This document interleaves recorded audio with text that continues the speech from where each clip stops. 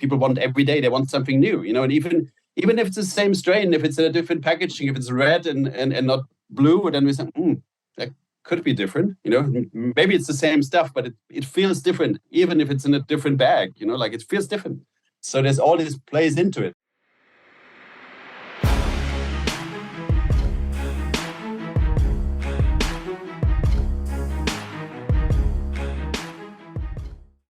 What's up, guys? Welcome back to another episode of The Dime. I'm Brian Fields, and with me, as always, is Kellen Finney. And this week, we've got a very special guest, Andreas Neumann, Chief Creative Director of Jushi. Dre, how you doing? Thanks for taking the time. Yes, thank you. Thanks for having me. It's good to see you guys again. Like last time was in Vegas, now back here in the trenches of California. Oh, that'll have to get it out. Kellen, how are you doing? I'm doing really good. Really excited to talk to Dre. Really excited to learn about the creative process that goes into building these brands that are dominating the industry. I'm really excited to have another West Coaster here to help educate the East Coast, How are you, Brian? I'm doing well. I'm very excited to talk to Dre. I think we're going to get a very interesting conversation today about the intersection of cannabis and the future of entertainment with your background, Dre. So for our listeners, I'm familiar about you, Dre. Can you give a little background about yourself?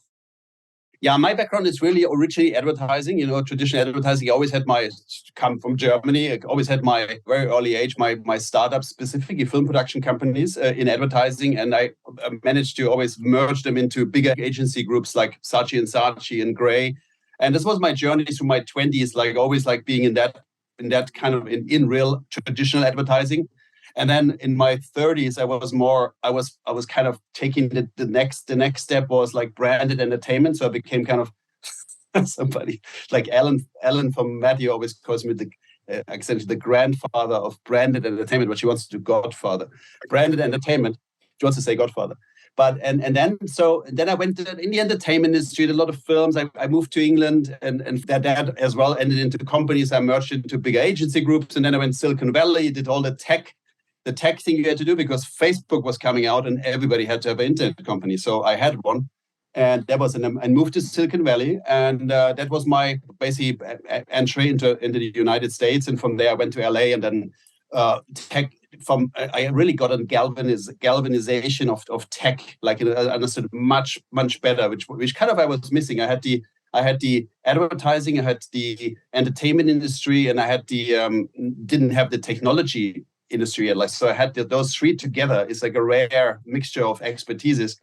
And specifically, I'm very big fan of user experience and customer experience, so UX and CX stuff, which I was very into in my companies. And then the last thing is I'm as well always a creative director and photographer. I did some movies which you can see on American Valhalla is on iTunes and on Apple and on Amazon Prime. It's a movie about Iggy Pop. It's like a cool documentary, won many awards. And then as well, I'm a photographer. So and specifically focusing on rock music with the Foo Fighters, Queens of the Stone Age, Arctic Monkeys, etc.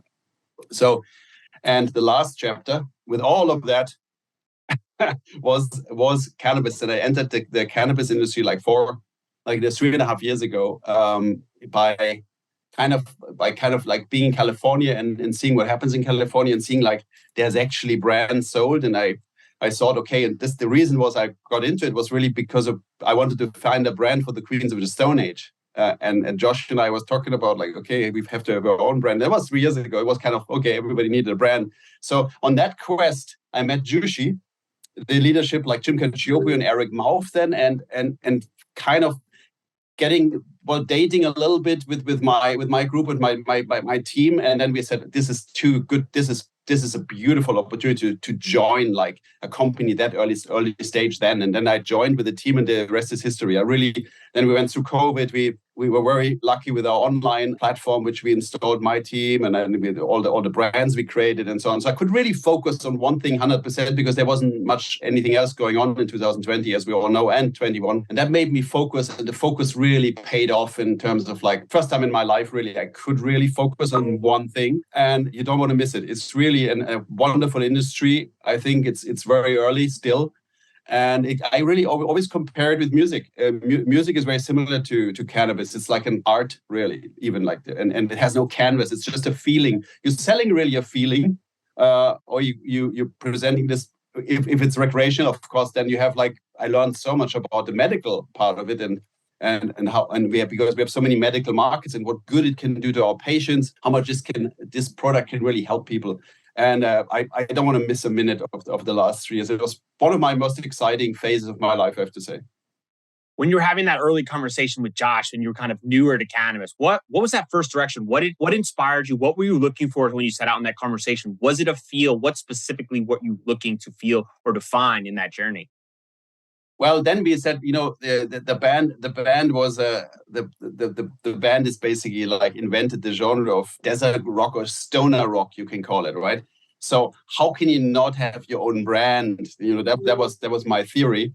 And this was we went after, and he was very excited about that, and we just went around and met people, and so we were looking, and then this led into, I really learned that this was not the time, or nor I had any idea what I was doing then. So 3.5 years later, we're getting to a point now where I can actually revisit that relationship. Music is coming out again, people going back on tour. There's new albums coming. There's a new album coming from the Queens of the Stone Age for sure at some point in the near future. And I think we will collaborate. And we have designed some of our brands like as even collaboration platforms now. Some of our new brands have that kind of openness to collaboration. They're actually designed for collaborations. And they're not like celebrity brand. They're just, hey, there's something you're doing in your genre, which is cool, which gets lots of exposure or like will help the other party exposure as well. So basically, it's like a joining together for a drop, you call it, and then everybody goes its own ways again. It's fun and it's around a specific event, like the tour, start of the tour or the release of a new album.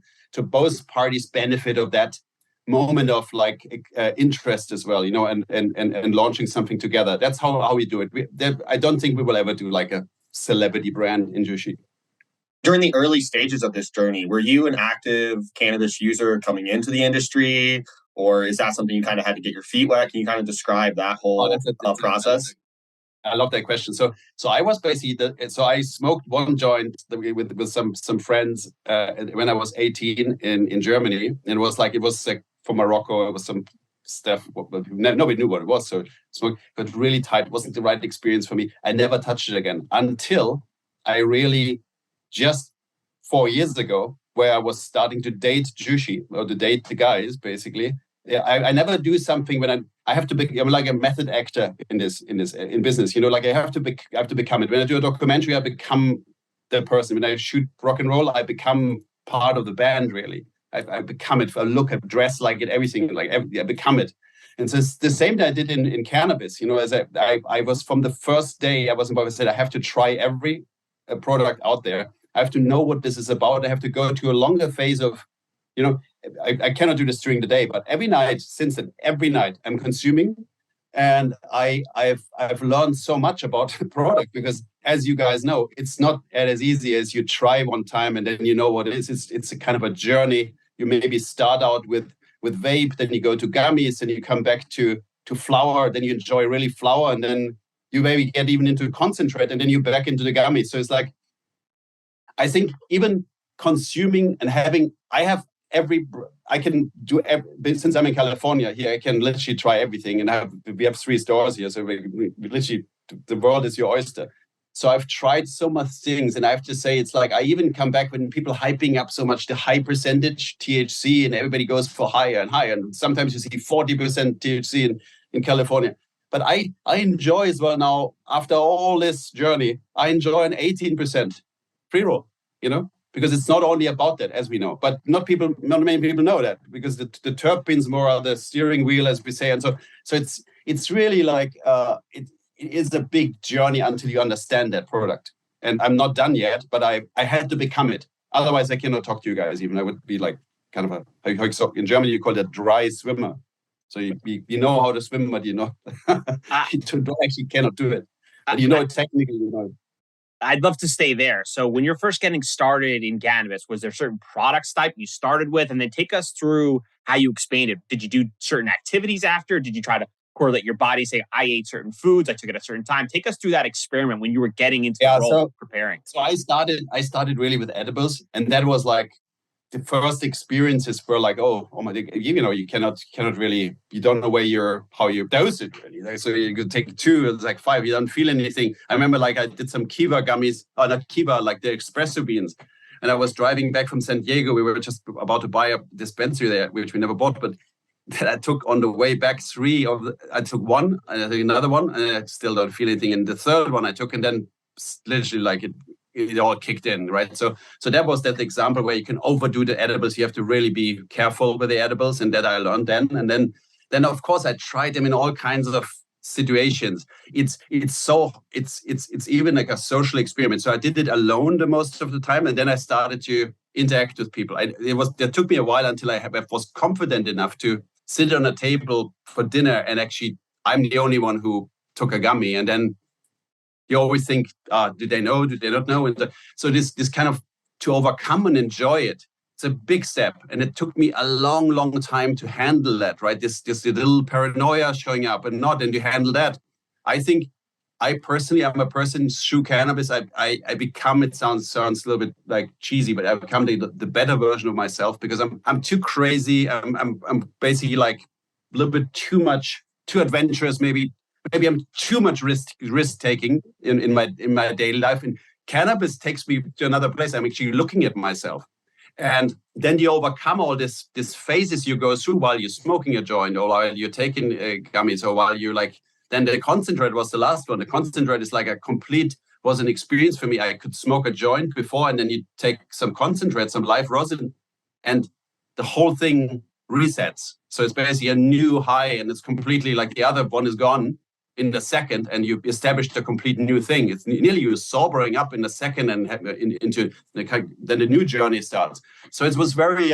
I tried nearly every configuration, gummies with joint, not joint, like 2 gummies, 3 gummies, then the tinctures to sleep, tinctures with valerian roots, with additional melatonin. So all that stuff, right, which can give you a little hangover, but it's very good for sleep. And so I can talk about this forever, but it's really, you have to do it in order to enjoy it, I think. And that will everybody, every stoner, column stone will tell you that this takes a while, right? And microdosing during the day, I'm tried it in the weekend and I can get by better now, but it's not easy for me. Like it's not easy to be with people. And then as well, be with people who take it as well, because they get paranoid and they looking at not anymore at you. And then they having to deal with their own emotions. So it's a fascinating product, cannabis, right? And specifically, I mean, when you want to focus on one thing, of course, sometimes I'm to chill. I do some photo sessions and then I'm basically grading the photos. It helps me very much focus on one thing, like amazingly, and go places creatively more than I would normally go. And sometimes it's not working out, but sometimes it's amazing. So it's an endless journey, I think, and it's always different. And that's why people want in our stores, it's always like, do you have something new? Do you have something new? Do you have something new? They always want to try the new thing. And then sometimes they want to come back to this old memory, right? But then the old memory is never the same because you have eaten something or you were in a certain mental state at that point. You were like in the desert with your friends, or you cannot work out with the same when you're walking in New York on the street and the wind blows from the Hudson River and it's a snowstorm. And it's just it's always different, right? It's always different. And that's why I compare it with music. Music is a feeling as well. And it's just wherever you listen to it as well, it's received differently and puts you into different places. It's a fascinating product. Have you found a certain product that helps kind of unlock like a different level of creativity or takes you to like a whole nother place when you're in that creative state, or you're still looking for that? I'm a sativa guy more than an indica guy. Then we know that everything is hybrid, but it all happens in your head as well, right? So I'm more a sativa guy, and when I have a sativa, I'm as well the type of guy who can drink an espresso before I can go to sleep. I can sleep after drinking an espresso at night.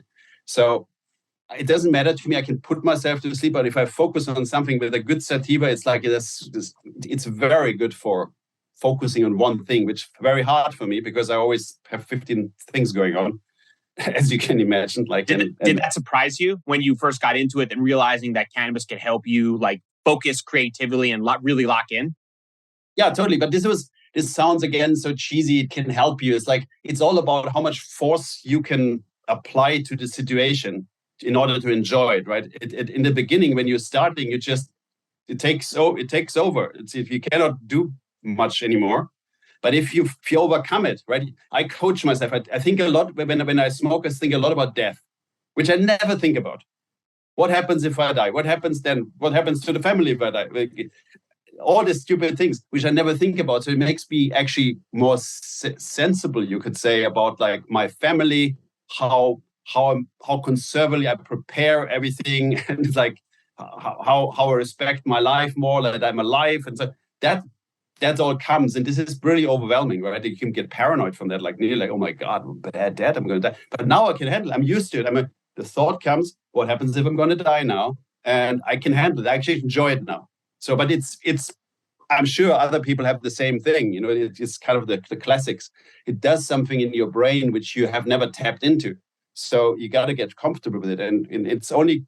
It's like with everything. You have to go. If you want to be a good runner, you have to go running every day. So you have to do this every day, really, to get to that place. I think, which sounds a little bit crazy, but if you do it at night, I mean, I've never had a hangover. I've never had any effect when I wake up in the morning, 5 o'clock fresh. It's people have always that stereotype about the stoner. It doesn't get up. He doesn't lives in a mess. And that's what I know from Germany. You know, like I say, lazy and lives in a mess and everything all over the place. With me, it's the opposite. I get so anal about like everything. I put everything into place. My studio looks like every little pencil is like in a certain angle, like I get super specific about stuff, right? So, is there a specific food that you like to enjoy? Yeah, I mean, it's just you always want to. I'm a big in Germany. Nutella was I grew up on Nutella, so they always wanted Nutella bread. That's like great brand, but the sweets, you know, like you enjoy that, and you get, of course, we get a little bit hungry and stuff. But I think it's very healthy if you dose it right. You can overdo it, of course, but then you cannot really overdo it because all it's going to happen is like you're going to pass out, right, and sleep. So it's very safe in my opinion. But of course, we're not allowed to say that it's safe because what if a meteoroid hits you when you walk out stoned on the street? It wasn't safe.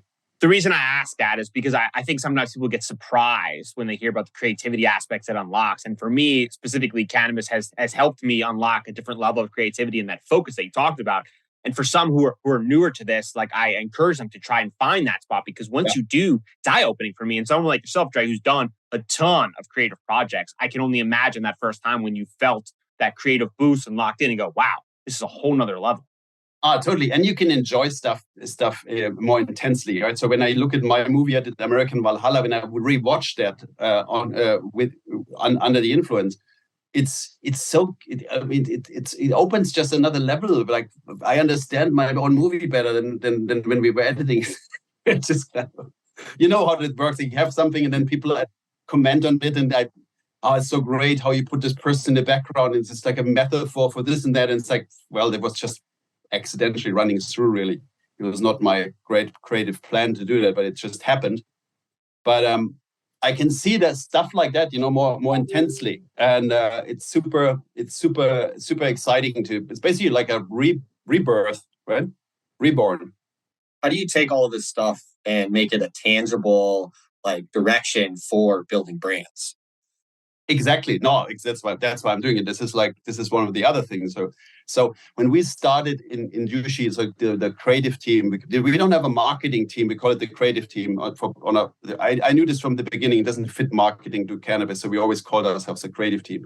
So I had to learn, I had to consume, and out of all these learnings, that the first brands we did, we had no idea. But the good news was that there was some legacy brands we bought. We bought with Jushi, like Bank and the Labs, which already had a story, so we could write on that story. I personally think always, and this is not no offense or anything, but they are older brands, right? They were there in Colorado. They're more like a packaging concept than a brand, but they turned into a brand because people liked the stuff, and then they liked the packaging, and then that's what's then called a brand. But it wasn't really a brand. A brand, in my opinion, you have to want to be it, yeah. And I don't want to be the bank, really. Like maybe in Vegas, right? But But you have to identify with something. So you have to come. This is what we learned. We're big in marketing research, right? So we researched everything, and we researched the names, we know the concepts. So, but driving that research in the right direction was as well important to know the product and know all the other products which are out there, and why.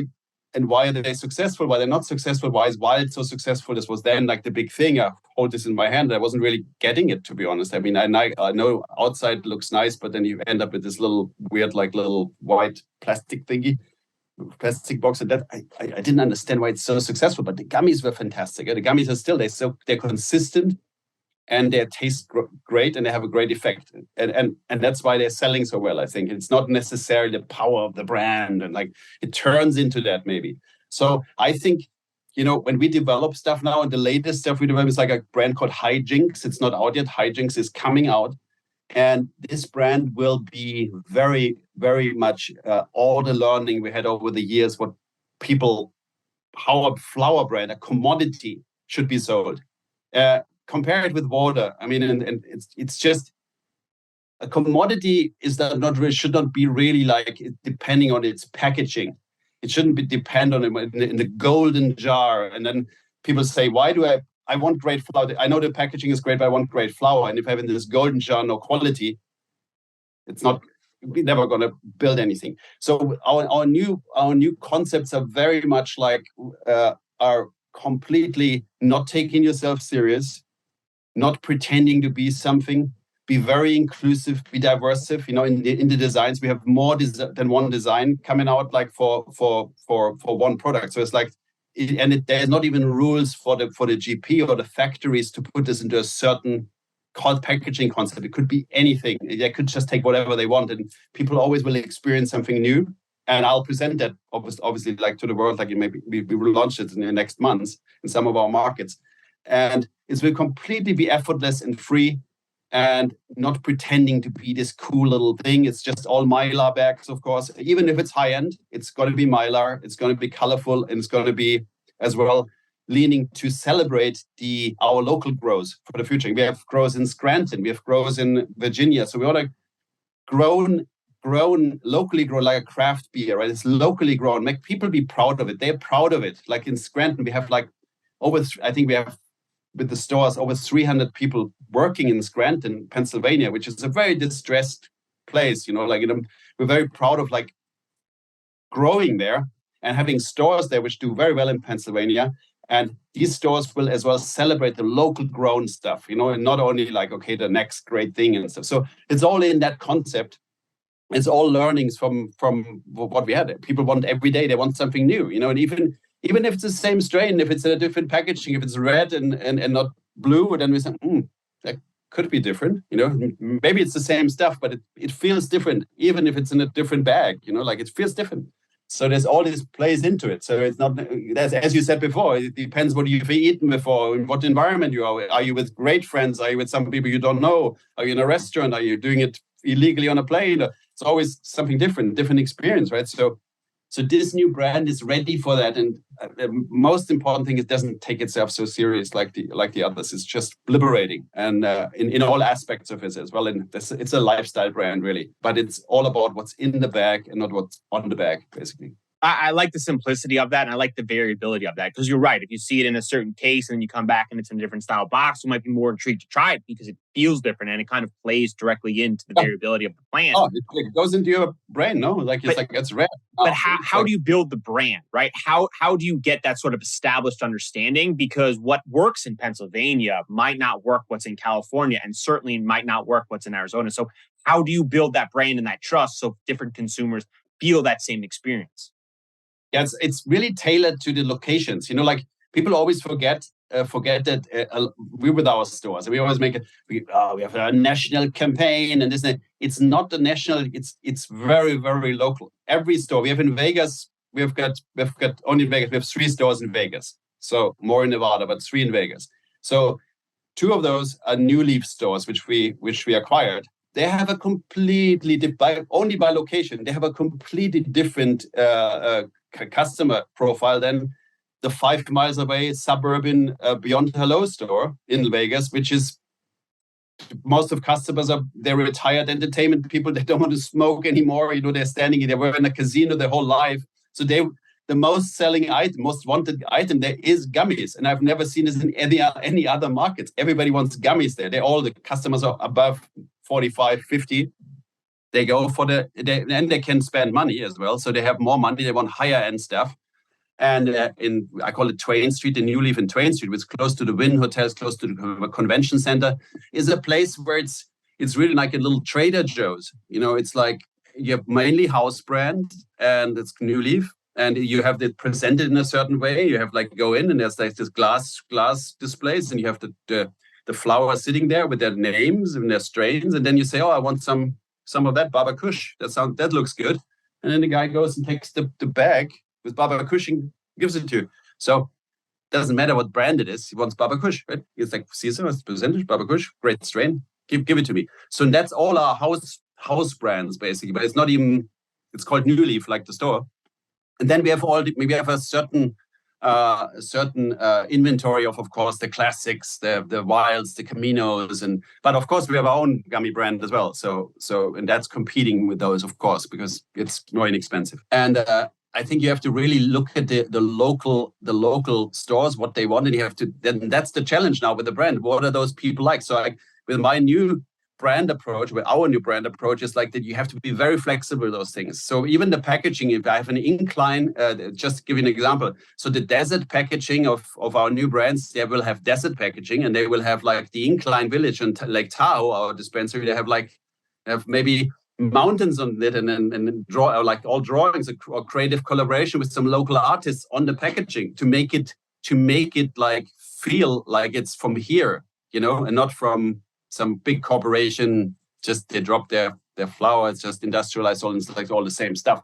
So we'll be very, very flexible with that by location. Imagine, and that's possible because we have worked a long time on it. We have like over 20 package designs that are all approved by. So in the medical states, the DOH has to approve all that stuff, the Department of Health, and so we went all through that stuff.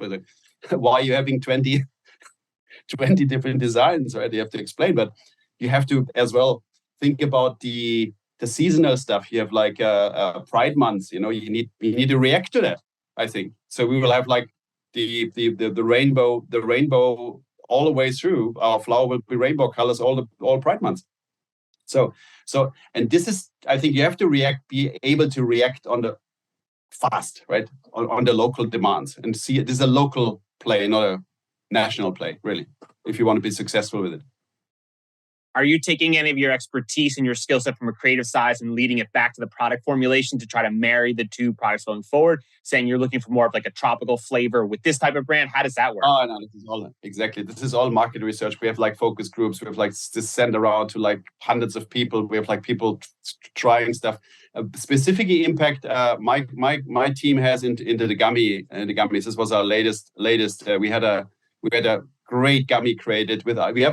We have our own chef employed in Massachusetts, Chef Matt, who was like in the finalist of American Super Chef or whatever it's called. He was a finalist, and he's a pastry chef. So with him together, we're developing now a lot of great stuff with him, and it's all gluten-free and vegan. This is all research, and sometimes you have to as well, like research like 2 years said, people don't care about vegan and gluten-free. It has changed already a little bit, and now I'm thinking, don't exclude it, because nobody really does it. All they're all like not vegan and gluten free, the wilds and stuff. But imagine I have to take more and more gummies, and now I'm not taking some of those markets have limitations. Right, in Massachusetts you're gonna only have maximum 5 milligram in one gummy. So I personally now I would have to take like 4 or 5, and I have 10. I mean that gets now okay. 5 years calories and it's not healthy. So I rather have like a vegan made with fresh fruit from south of France. We buy this in this beautiful like sustainable farm there, and all kinds of stuff. So all kinds of stories around it, and the chef and everything. So we have big impact in that, and we're trying to really come up with some stuff which is special. So you can see that in Massachusetts, the brand is called Tasteology. And it's selling amazing since we launched it. So like it's only launched like I think 3-4 months now. Sleep gummies coming, and there's of course the classic formulations: 10 milligram THC, 10 milligram CBN. There's those, what best-selling sleep gummy of Wild. Of course, we're copying all that as well. What works will be copied, and like that's what you do in every genre, as well in music, in advertising, everywhere. So we see it what others are doing, and then trying to even make it a little bit better.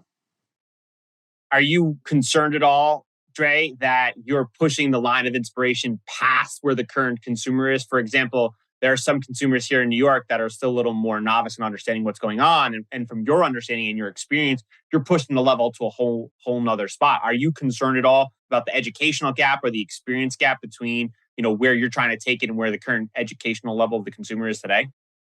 That's interesting they say this with New York. I mean, they're throwing around all kinds of Californian stuff there, like left, right, and center, right? You don't know if it's real, if it's not real. But it's like, so the consumer gets they have to take what's in front of them. So we're just trying to make sure that what's in front of them is safe, is tested, tastes good. I mean, we talk about edibles, and it's really of the highest quality of ingredients, right? There's so many mistakes you can make. I think the consumer, our responsibility is to give the consumer the best product it can be in that market, because there's sometimes problems with distillate. There's all kinds of problems or regulations and stuff. So you cannot do the perfect thing. But we try always to make the perfect thing. So, and assuming that is then for the best for the consumer. Like it's not like you have to present them something great, which you would use yourself. I think this is like, give you a nice one here, name drop. I had my last startup with Bono was on the advisory board, and I had this meeting with Bono, and I had this dinner with him, and then he said basically at some point he stopped asking other people's opinions about his music. He said if he likes it, then that's enough for him and for the band. so and he said, and statistically, if he likes it, there's millions of people out there who will like it as well, but there will be millions as well who don't connect to it, but it's enough. His opinion, but of course it's Bono. But I said, like, when it's good for me, or like for the team and good for the consumers we're testing it with, then it's good for everybody. And this is our responsibility, because it's really something. If you put something in your system, if you eat it, you really have to trust the company, and we really like taking that very serious. This is something you keep forgetting. You get all this stuff when there's like drinkables, edibles, and this chocolate things, you never know where they come from really. But because cannabis is in it, you just take it, right? And then, okay, whatever. I don't know where this really comes from, but that's it. It's in now. So what are your thoughts on beverages, Trey? I really like beverages. I think it's kind of, it sounds funny, but I think it's kind of could be the future. Right? If it's done right, you think? If it's done right, but it's not the time yet. But I think now is it's probably the time to think about going to the next level in terms of drinks, and take your time when the whole industry is really like a little bit depressed, I would call it. Take that time and slowly develop some good stuff there in this category, because it's going to come at some point, and it's not going to be smoking really. Nobody wants really. I mean, we love smoking, but people, even if it goes the whole of the United States go recreational, I think smoking will be not the favorite thing of the regulators. Will be even stricter, like that you cannot do it. So vaping, we know already there's a big story out of it. So vaping and smoking will be difficult, even when it's federally legal. So the other category is much more promising than the edibles and the drinks. And the drinks, of course, we are drink culture. Think about it. I mean, go to a bar. There's how many different brands you see on this bar. Should there not be sometime in the future like a whole selection of canna this, canna that, and you just have your mojito canna and not mojito, and it's exactly regulated. It's 5%, or you want a 5% or 10% mojito. I take the 10 and start with that, and then have another 10, and then and so on. So I think this is where it's going. So you have to, but there's a lot of research we have to do here to figure out what is the right category. Otherwise, you can burn your fingers a lot on that, I think, because it's, as you know, not the biggest selling category at the moment. Are there any companies that you're drawing inspiration from outside of the cannabis industry that you're looking to apply to Jushi? Yeah, I think we're always looking at. We're always looking at Red Bull. Red Bull is a super interesting company. How they build themselves, how they have kind of they were the first ones who had basically the creative team as well in-house, and not like working with tons of agencies who make them then great. They're more grew it from inside. And this is what I'm doing with my group in Jushi, right? So we have our own creative team. We make our own movies, we make our own films, we make our own photographies, we make our own product photography, all in-house. Everything comes from in-house. We never hired an agency beside PR with the glorious Matteo, which we love, but not ever creatively, right? So I think that's important, and I always compare us with that, and we're learning from them. And they did a lot of, the creator in the early stage of Red Bull, there was a phase, I don't know if you know that, but the product was founded in Thailand, and it was originally an old people's refresh, like old people drank it and they got more energy. And then they brought it to Germany, and the German guys, the founders, they wanted to distribute it to pharmacies. So very close to our world here, like in cannabis, because they wanted to market to old people. But they decided to start a new category of drinks, which is the first energy drink, right? And then this took a whole started really a movement, right? With the involvement and the great brand entertainment with the extreme sports and stuff. And that's very close to how cannabis advertising will be in the future. You cannot advertise cannabis, but you can become part of a movement and use that movement for your purposes, right? You don't ever have to probably have the name of the ideal is you don't put the name of the brand ever anyway. You just know, this is that, that's that, So that's branded entertainment again, where I come from. So you have to basically look at the brand values of what you communicate, and then you find intellectual properties which communicate the same thing. Could be a band, could be a film, could be a theater play, whatever. But you promote that instead of the brand, and through that the brand is promoted. It's somehow woven into it. So that's kind of, I think, what's going to come, and we can learn from that from Red Bull specifically. I mean, they're the masters of this game, and they have their own record company, they have their own TV. It's for a reason. They don't want to make money with music. They just want to be close to the artists, and then actually own, I can say that, own the artist, and not having to knock on the door of an artist and then say, hey, can you promote my thing? How much? And then I rather have them part of the family, then they can help me promote my stuff because they're in the family, and we support them with the music. So this is all stuff I've done before and will happen, so I'm not going to talk about Jushi Records yet, but that.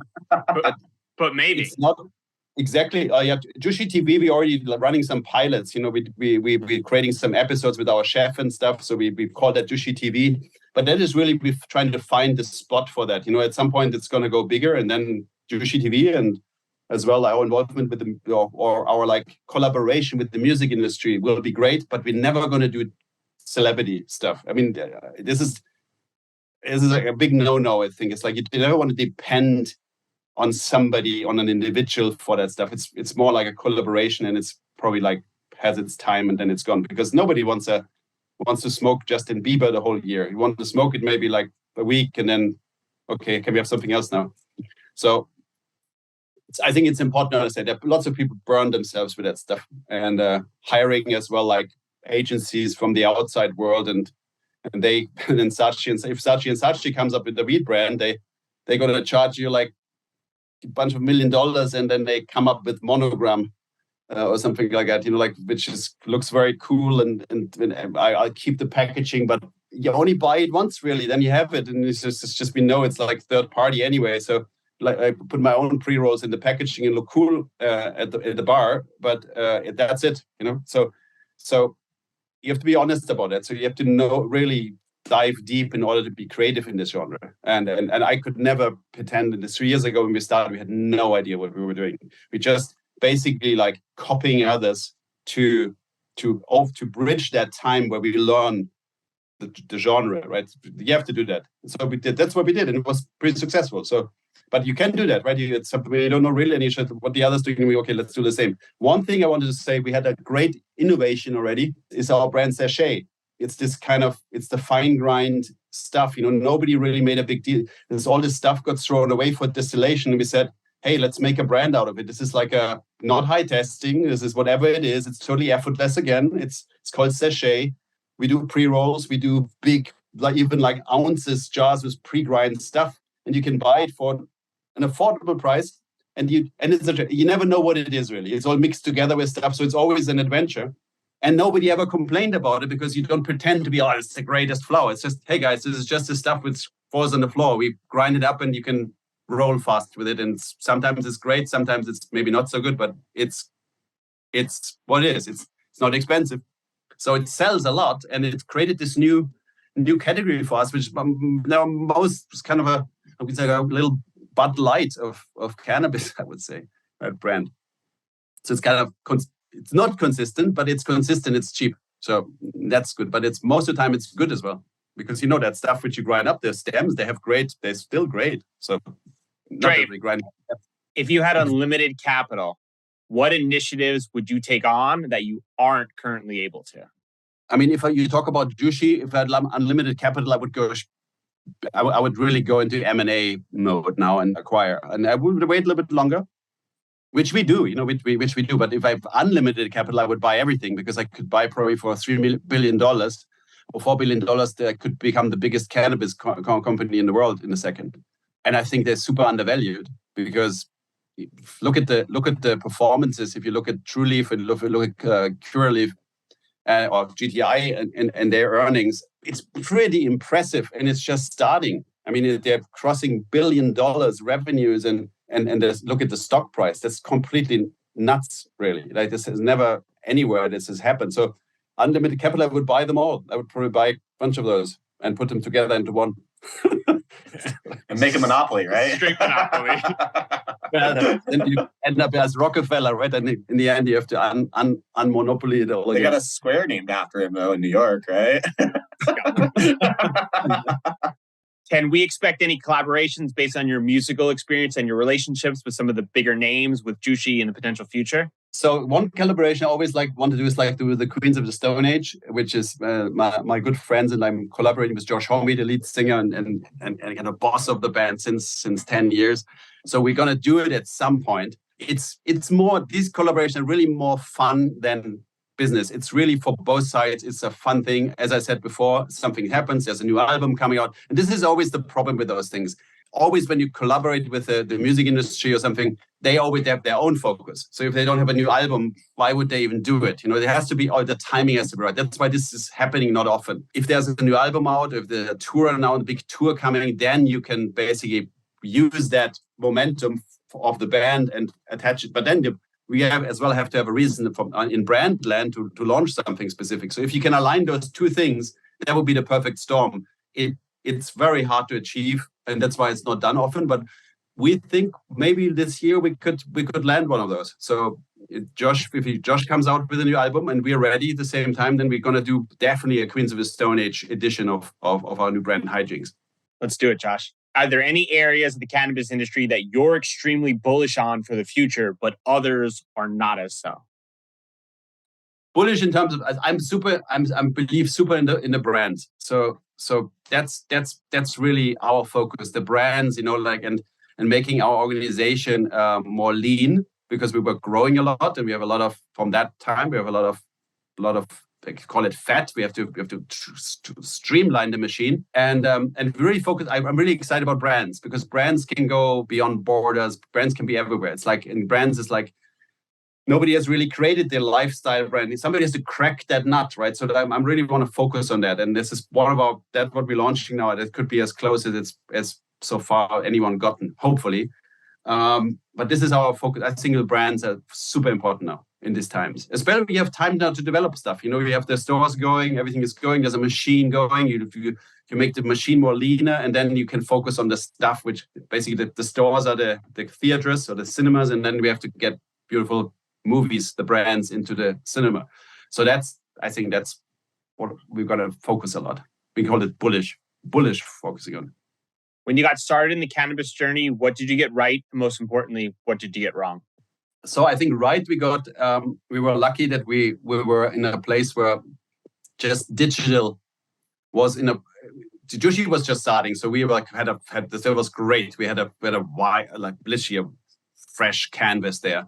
And we created the digital angle, or the digital wing of Jushi, which got very powerful, and it's a big lead generator for the stores, right? That was lucky as well, 100% lucky. It all started in COVID.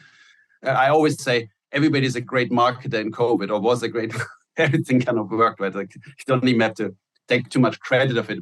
But the credit is you're at the right time and right place. So that's if you that, then it's stuff works. So that was for us the case in all the digital and our brands. We were lucky that we had some heritage brands. We could launch those first, and we made some acquisition where we just replaced their categories. We looked at the data. They have what's their most selling categories, most selling strains. We just replaced it with our stuff, and then basically for the consumer, it didn't change much. So it was a very I feel we brought our best, what we learned over the years in any industry, and put it into this, because you're always at your best at the now, right? So if you're not sick or something, I mean, the experience of all this stuff I did for like nearly 25, 30 years. I started my first company was 21, so like 30 years goes into Jushi. So they get the best of the best at that moment. So that was the good thing. Now, most important, what is not so good? I wish we would have launched even more stores, because it's first of all, it's so much fun. It makes you more invincible, right? The more stores you have, then you not have to worry about like one falling off and then it's not performing. So, but we only have like 37 stores, and so when one doesn't perform anymore, or something happens, like in certain markets where the revenue goes down, sometimes it hits you more than if you have like 184 stores or something, and then one doesn't perform. It's okay. So I think I would have loved we would have done more stores, but we're on it, so we will have more stores. But we would have loved to have even more. But I think looking at the history of Jushi and what was achieved in that short amount of time, I mean, we have like over like 1,350 to 1,400 employees now. And when I joined, it was like 15 guys with a PowerPoint presentation just about to buy Yontalo in Pennsylvania. So that shows that was probably we couldn't have done any more. And again, COVID helped us because everybody worked like 100 times more than normal, because we don't have what else are you going to do? You sit in your studio and you just do that. So we did an amazing progress in those 3 years, I think, and can be proud of it. I mean, we've got over 164 SKUs in 6 states of brands, all brands, and super proud, I have to say, what was achieved. Can you achieve more? Always, of course. Can you run after different states and you learn, they should come after that state more? Like, yeah, but we did what we did. I think we're very proud of Virginia as well. Virginia was one of our wonderful acquisitions. That was from ground up. There was nothing there, and Jim and team had the balls to jump in there. Hundreds of millions of dollars were spent to build this humongous facilities there, and it's a great market, Virginia. Right? It's like this is like in our health sector, we're the only ones. We have 6 stores there, and they built they kind of pretty machines. So they're built for recreational market, right? So if that switches at some point, it's going to be fantastic. So it's my favorite. And then second, I really like Nevada. I like Massachusetts a lot. We have a great store there, like on the border to New Hampshire. Amazing performance, and of course Pennsylvania, where we have 18 stores, and this is medical, and these stores are ready for recreational as well. They always were. They have this, can be rebranded as well, as you might know, like Beyond Hello, to a more like recreational logo as well, like mid-century style now and more fun. So that's getting ready for specifically Pennsylvania, getting recreational, hopefully at some point, and that's going to be a big deal for us, because that's where we have our most stores. So yeah, that's kind of the Jushi overview. But it's an interesting question, like I think you can always think back what you could have done better. But if you do every day the best you can do, that's kind of it, and then you have to be lucky, very lucky always, with timing specifically. Especially here in cannabis, right? There's so much to learn. So before we do predictions, we ask all of our guests if you could sum up your experience in a main takeaway or lesson learned to pass on to the next generation, what would it be? The next generation of cannabis people, or is there anything else than cannabis? It could be life-based. It could be life-based advice, something that you think would be instrumental for someone who's graduating college, who's looking to get involved professionally. That's a great. I love that. So first of all, I think today's people who enter anything, they have to be multitaskers. It's easy said, like, okay, you have to be focusing on one thing and you only do that one thing. But I think in companies today, you cannot sit around only be good at one thing. You have to have skills, more than one skill. This is for, I think this is not only for cannabis. This is in every company. It goes from tech to cannabis to car to. It's really not because you have to do all those things, but you have to understand them so you can make decisions, which is what you do, which is good for the company. And if you don't do it, if you're just a coder and you just code and somebody tells you, I code this, code that, and he never understands the big vision or like the thing he's doing, where that fits and where they can take, he will discover so many, if you tell him exactly, or he knows already the company, so, but I could do this. And then if I could do this, then I could do that. And that will help the whole organization save $10 million a year because of that, which the other person would have not seen, because sometimes you deep in the detail, you go, wow, if I just do this different, then you could save that. I didn't, but if I didn't even know where the company is going, what's the company's goals, or have a business understanding on the whole, then you're just going to be a little ant doing some stuff, and then you go home at night, and then you come back, and then you ant around a little bit the next day, and you get paid for it. And it's not like, I don't feel that's fulfilling for anyone in the long term, right? So have your eyes open, try to learn everything. If you work for a company, try to understand, listen to the earnings calls, try to understand the industry. All that stuff is important, even if you like just doing a small part of the whole organization. But this will be important to understand. It will create culture and will move the company in the right direction. And if everybody does it in the company, it's going to start this momentum. And then when you have those companies that are really like taking off on a hot, people aligned, culture is great, people working together, people understand each other, people complement each other, all that stuff. So this is things, I think when you go over like 1,000 people, it's very, very, very hard. And you have to push on that. So that's one advice, to be good at more than one thing, and don't hesitate to risk. If there's some opportunity, just forget everything you have and if you feel it, jump on it. I jumped on this cannabis thing out of being, okay, I'm a rock and roll photographer, I'm doing movies, it's great, whatever. Like, okay, why would I do the people from outside was like, why would I do that? It's now I'm working in cannabis. I'm kind of a corporate guy here. Like, is it not much more fun to do the Foo Fighters album? But you can do this both. You can both at the same time, and the Foo Fighters benefiting of it because you have an understanding now of something which I can bring into the other genre as well. I can bring more to the table, and when I do an album cover for somebody now than I did 3 years ago, because I understand so much how retail works, what people like, what people don't like, colors, all kinds of brands. So I'm really fresh and I have a huge team who's giving me all this information. Imagine, so now I'm bringing this to the photography again, and then it makes me a better photographer. So this is, I think, something. Don't be scared of try new things. If you feel it, just jump into it. And it's not today. You have YouTube University as well. Don't forget that. It's not only college and your college degree. It's like something everybody can learn everything if he wants to, or he or she wants to. It's not as difficult as it used to be when I grew up. I had no TV, and then I got the black and white TV, and then I have 3 programs, but the channel is closing down in Germany at 8 o'clock at night, and you see just a test picture for online. So imagine what you have today. You learn it. Like if you want to fix my dishwasher, I'm watching a YouTube video fix my dishwasher, and not paying the guy who's like circling around and trying to find a reason to charge me like $400 for like one thing. Unplugging it to plug it back in. Motherboard reset. Right. It's off, Dre. We got to put it on. This is really good. And what if you really like? The last thing I want to say: watch my movie, not because I want to plug it, but American Valhalla. The story of like Josh Homme producing Iggy Pop's last album is a great piece to watch for people who. I always was in this Q&A, and some people told me like I changed my path after I watched this movie, because it's just really preaches, do really follow your dreams. If you have a dream, just follow it. Don't give a shit about what everybody says and like all this stuff, and everybody has an opinion. Don't listen to it. Just do it, and do it as best as you can. If it fails, it's a great experience. Then you can try something else.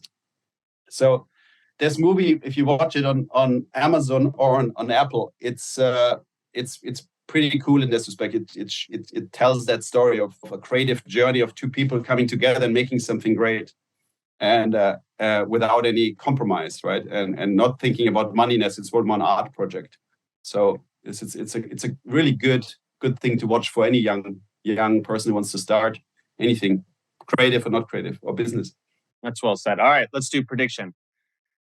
Dre, do you see cannabis being a CPG product? If so, what creative ways can cannabis companies compete with other CPG products?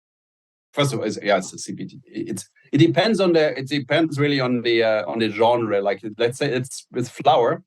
Flower itself, I think it's questionable if flower even should be branded, right? They can be extremely saying, like, even if I'm talked about now launching a new flower brand, but I could even say it probably doesn't need a brand or anything. Like, it's just a commodity, and you should go into a store and just like get a mason jar. You want that? Okay, take a mason jar, put it in, and give it to you, and then smoke and come back next time and get something else. So as soon as it's processed, like a vape or like gummies, so like, then it turns into the strawberry turns into strawberry jam, right? And strawberry jam actually has now like the potential of having a story. Comes from my grandmother's recipe, and then you can attach all that stuff, which makes a CPG product, right? Like okay, there's going to be a brand. This is people only buy that because it's kind of like all the myth and legend around it. What's the story about, right? And this is where it starts. I think as soon as it's processed, pre-rolls as well could be that, and of course the drinks and any edible chocolate. This is all like stuff which I think you can create real brands out of it. Flower, I'm still doubting really if we should go back, just sell it as like Colorado style, deli style, right? Deli style. Yeah, like exact deli style, like bakery, like some bread, and then everybody has some different bread. Like there's like some bakeries have better ones, but I would say so. So then you go to the best one, and it's not about the brand, And then so many brands out. Imagine how weird is that? Like you have brands like, and we do the same thing for example, in California. But if we talk about it, you white label stuff. I mean, you have to make sure you get good stuff, and then you make some pre-rolls with somebody, and then you're selling them, and then how much this comes from a grow, and it's my brand, but it's with flower. What is it? I mean, what am I buying? I'm buying like a pretty box, and then there's some flour from somebody in there. Like you have to really build then the credibility that's always good in what's out in their box, always great. And then you will probably make the shift of like, okay, I always buy Binsky. Binsky, for example, I think I'm a big fan of Binsky. They white label, but they have all I smoked so far was great. And there's some guys on the top who like this, they're just choosing the right partners, it seems, and this is great. So I'm trusting now Binsky that they actually have good stuff. They might be in different markets. We might not have so good stuff because it's always market by market. But California is great, and theirs has a chance to get to that. They're really trying that. That Binsky is a good example of a brand who like wants to be that like brand, like it's a lifestyle brand as well. It could be like clothing and apparel and garment stuff, and so it's bigger than just cannabis. So you have to play it like that. But I'm not sure this is like worth doing with the flower really. Like, but the other stuff, 100%. Like you can, if I can tell you the tale about my lemons coming from south of France, sustainably grown, and it's in the hills of the Champagne Valley, and be like, where are the gummies, right? I mean, send us a package. So with the flower, it's like you can do it, but you cannot really believe if I have the whatever like brand, like I just had here Malibu Gold, for example. It's great. It looks beautiful. It's in this golden jar, but then I forget about it. Like I have the golden jar. They still have the golden jar. Use it for other stuff. I think I have some pins in it or something, but not even weed. But I kept the packaging, but I'm never going to buy it again.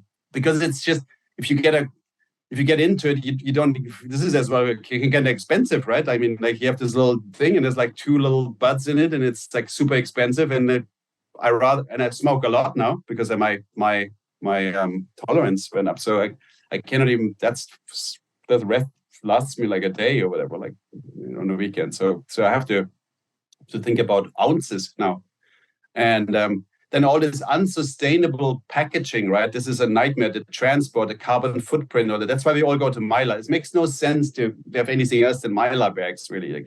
They're made out of sustainable, like recycled materials. You can store it better when you send it to the dispensaries. They don't have so much weight to carry, right? With all that stuff, with storage, and it costs all money. And that stuff comes from China. I prefer like the vendors come from America. To be honest, it's faster, and I can look at that stuff, and it's more creative because it can switch out faster. So that's all like things to consider. Like, but to answer your question, I think flour is questionable, and then the rest is like there will be great brands in all categories. And I agree with Trey, and I think that a really good comparison is the wine industry, right? Like, we don't go out and buy grapes in packages, right? But you're going to pay extra for a bottle of wine with that story and everything that's attached. So yeah, and the whole process, yes. believe there's something gone into it. This is grown somewhere. Somebody looked at it, put it in the thing, then they stamped it with their feet and they filtered it, and totally. It's going to cost more. And if it's been 15 years old and this was a great harvest, of course you can make this now, like pay a lot of money for it because somebody did something for the money as well. But just putting flour into the nice packaging, it's great now, right? Isn't it? I was like, no. Whereas I love the packaging. Can I have some good flour? That's what we get on, I get this on Reddit sometimes. They're asking that if I have great packages. If there was a bunch of flour which is not that they didn't like, they say, great packaging, but can I have some weed, please? What do you think, Brian? I think it's going to take creative teams like what Dre's doing with having different variable of different style products in the boxes. I think that's a very creative, innovative way in order to draw attention and eyeballs to the situation. I was thinking about that would definitely draw me in, and I would be intrigued by the mystery of it, and I'd want to try the product. And I think when you're seeing 1,000 different products on a shelf, all of them look and feel the same, and you see one slightly different, it's intriguing. And if your team continues to deliver on that style quality product, I think it'll help separate from its peers and allow it to really push it to the new level. And it wouldn't shock me if other brands try to copy that, because that's the establishment of what is expected. Your team is really pushing the barrier for what's next. And it's expected that the other peers meet that level because the consumer now is expecting a different style experience. And I think that could make cannabis an opportunity to compete with the other CPG products. Yeah. So Dre, for our listeners, they want to get in touch, they want to watch Jushi TV, and they want to learn more. Where can they find you? Yeah, so just go to jushico.com. So Jushi, like it's here, but co.com. That's our main website. From there, you can go to all the brands, to all the retail brands. We have all the stores from there, and as well, Jushi TV has our own menu to click on. We have as well, what I want to say as well, like we're very proud of, as Jushi is one of I think one of the greatest things we've done is we have a collaboration with a charity called Drop for Drop.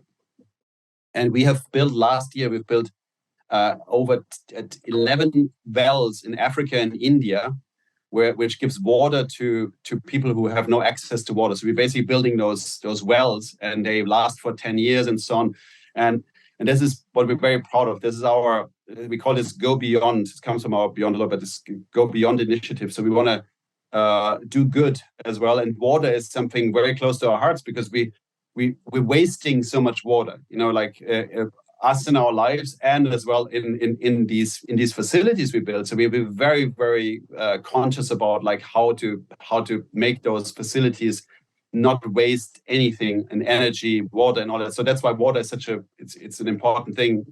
I think water and cannabis goes good together. So we did that. So we have very proud of this, what we did there in Africa, and we keep doing more this year. And our new brand as well will be very close with Drop for Drop, the foundation. It only costs like $3,500 to build one well. Imagine, and this lasts for years. So you're giving hundreds of people access to water, education. This has a chain reaction of changing a little bit their lives, right, in these places. And I think we're very proud. It gives us good energy. And I think if that's the only thing we've achieved is already something, because that's now 11 wells and thousands of people get water, and that results into people getting better education. They don't have to run around all over to get water, can wash themselves.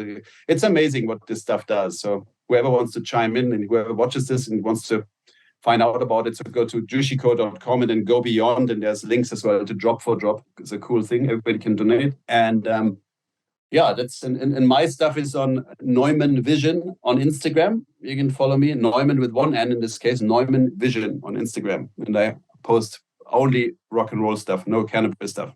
All right. We'll link it all up in the show notes. Thanks for taking the time. This was fun. Yeah, awesome.